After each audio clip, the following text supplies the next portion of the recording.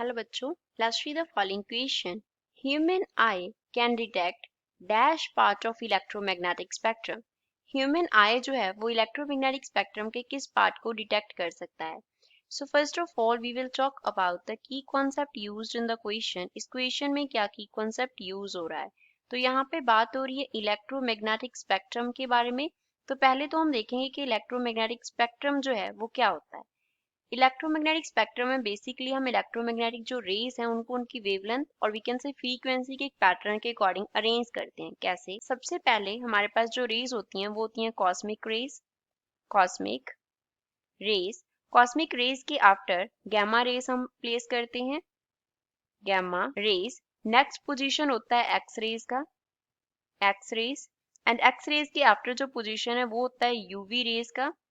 UV rays. UV का means क्या है? Ultraviolet. Ultraviolet rays की हम बात कर रहे हैं.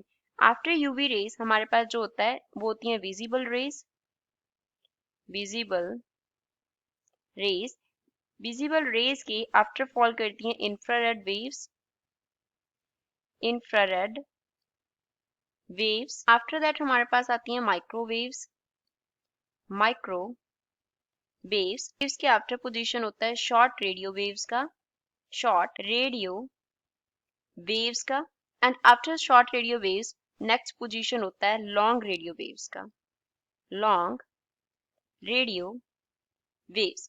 तो जब हम कॉस्मिक रेज से किस तरफ मूव करते हैं? लॉन्ग रेडियो वेव्स की तरफ मूव करते हैं तो जो वेव लेंथ है वो क्या होता है? इंक्रीज करता है.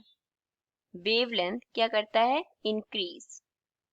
When we move from cosmic rays to long radio waves, wavelength increase. अगर wavelength increase करेगा तो frequency क्या करेगा?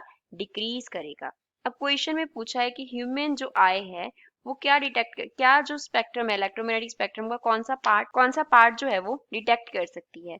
तो ह्यूमन आई